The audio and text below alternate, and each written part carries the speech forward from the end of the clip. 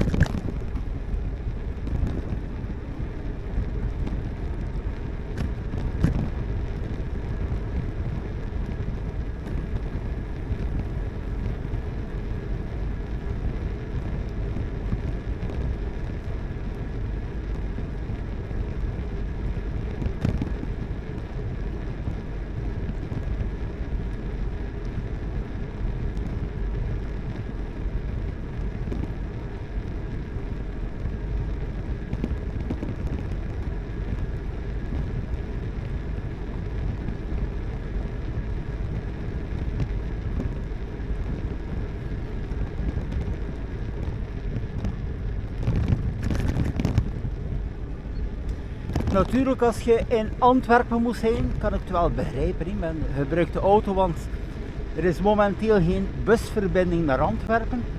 Je kan wel niet anders. Of eventueel natuurlijk met de fietssnelweg. Natuurlijk, Antwerpen is een stuk verder.